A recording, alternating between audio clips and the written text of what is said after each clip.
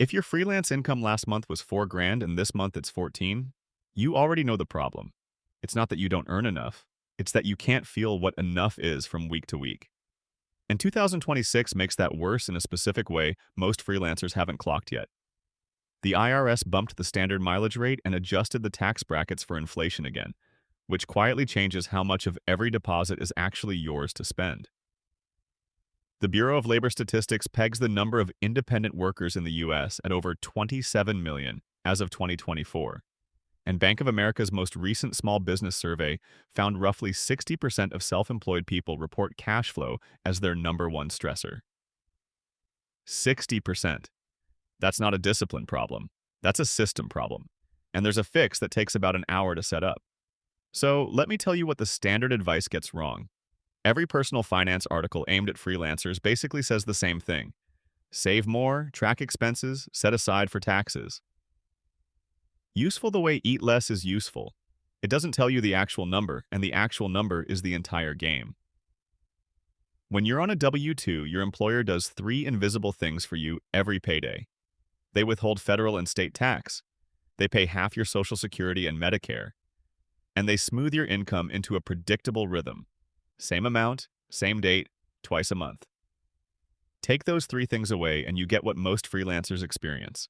A checking account that looks rich on the 5th and terrifying on the 5th, followed by a surprise tax bill in April that eats the cushion you thought you had. Honestly, I think most advisors get this backwards. They obsess over investment allocation for a person who hasn't solved the cash flow layer underneath it. Fix the paycheck problem first. Everything else, retirement, taxes, buying a house, gets 10 times easier the moment your income stops feeling random. Here's what I do and what I actually do. The first step is finding your baseline number, and I want you to be specific about this. No vibes-based budgeting. Pull up the last 12 months of deposits into your business account. Add them up. Divide by 12. That's your rough monthly average, but it's not your paycheck yet because a huge chunk of that money isn't yours. According to the IRS, self-employed workers owe 15.3% in self-employment tax on net earnings up to the Social Security wage base, which the SSA set at $168,600 for 2024 and continues to index upward each year. On top of that, you owe federal income tax and, depending on where you live, state tax too.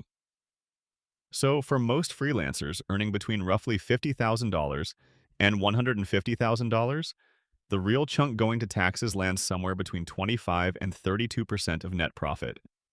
I use 30% as my default because I'd rather get a small refund than write a panicked check in April.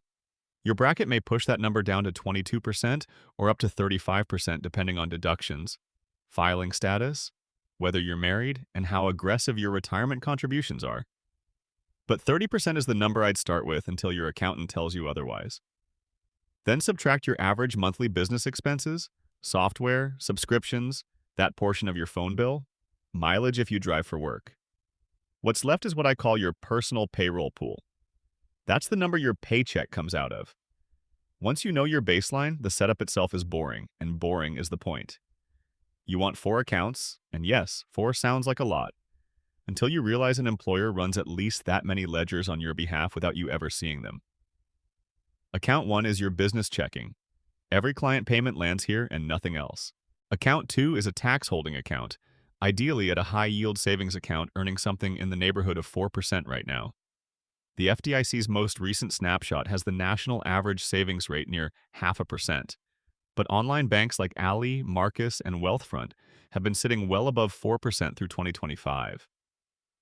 Every time a client pays you, 30% of that deposit moves to the tax account the same day. Same day. Not when I get around to it. Account 3 is your operating buffer. This is the shock absorber, and it's the account most freelancers skip. Account 4 is your personal checking, and this is the only account you actually spend from. The magic is in the buffer. You're going to build it up to hold 1 full month of your target paycheck, and once it's funded, that's what makes irregular income feel regular. Vanguard's most recent research on self-employed savers found that people with a dedicated cash buffer of at least 1 month of expenses were significantly more likely to keep contributing to retirement during income dips, which tracks with what I've seen. When money hits your business account, taxes go to the tax bucket, expenses stay in business checking, and the leftover flows into the buffer. Only the buffer pays you. Now the paycheck part. Pick 2 dates. I use the 1st and the 9th because it matches how the rest of the world runs, and it makes budgeting bills brain-dead simple. On each of those dates, you transfer a fixed amount from the buffer to your personal checking. That amount is your paycheck. It doesn't move when a big client pays early. It doesn't move when a slow month hits. That's the whole trick. You decouple what you earn from what you pay yourself, and the buffer eats the volatility in between. When the buffer grows past 2 months of paychecks, that's your signal to either raise the paycheck, make an extra retirement contribution, or pay down debt. When it dips below 1 month, you tighten up until it refills. You're basically running a tiny HR department for one employee, and that employee is you. Let me walk a real number through this so it's concrete. Say you net $96,000 a year in profit. That's $8,000 a month average. 30% to taxes puts $2,400 a month in the tax bucket, which is roughly what you'd owe across federal, self-employment, and a mid-range state. Say $600 a month in real business expenses. That leaves $5,000 as your personal payroll pool. I'd set the paycheck at $4,500, split as $2,250 on the 1st and $2,250 on the 9th, and let the extra $500 a month build the buffer until it's fully funded, then redirect it into a solo 401k. And this is where I want to plant a flag. Most freelancers I talk to overpay taxes for years because they set up the solo 401k too late. The IRS lets you contribute up to $70,000 in 2025 as combined employee and employer contributions if your income supports it. And that number is indexed and expected to tick up again in 2026. Every dollar you route there lowers this year's tax bill. If you're netting 6 figures and don't have one open yet, that's the single most expensive delay in your financial life right now. Quarterly taxes are the other piece that scares people, and they shouldn't.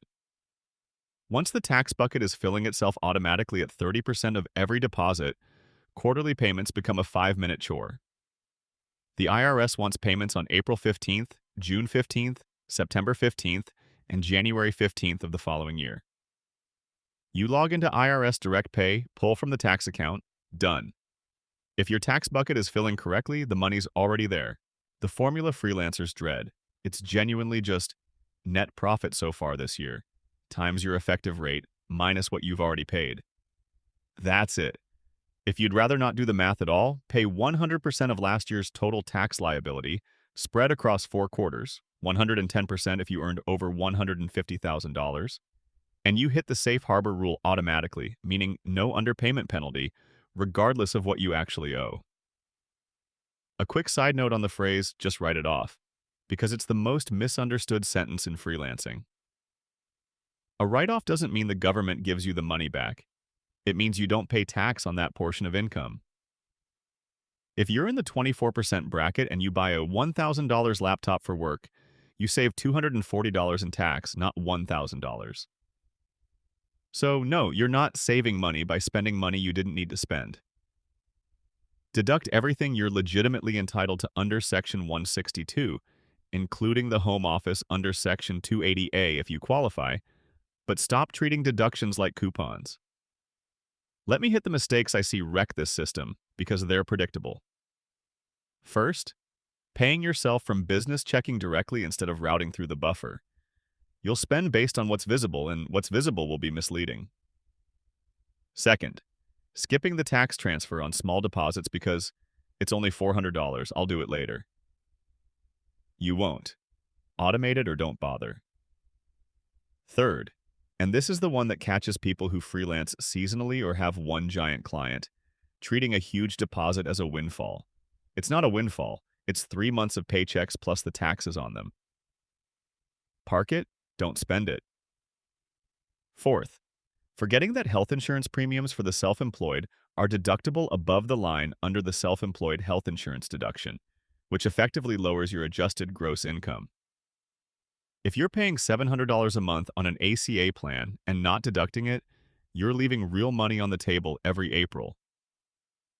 I cover taxes and retirement for self-employed workers on this channel, and if I could get every freelancer to do one thing this year, it'd be this system. Not because it's clever, because it turns a chaotic year into a boring one. And boring is what lets you actually build wealth instead of just surviving tax season. I'm not a licensed CPA or financial advisor. This is general education for freelancers, not personalized advice. If this was useful, hit subscribe. I put out a new video every week built specifically for freelancers and 1099 workers, and the algorithm actually pays attention to that. And if there's a specific freelance tax or retirement question you want me to dig into next, leave it in the comments and I'll work it into an upcoming video.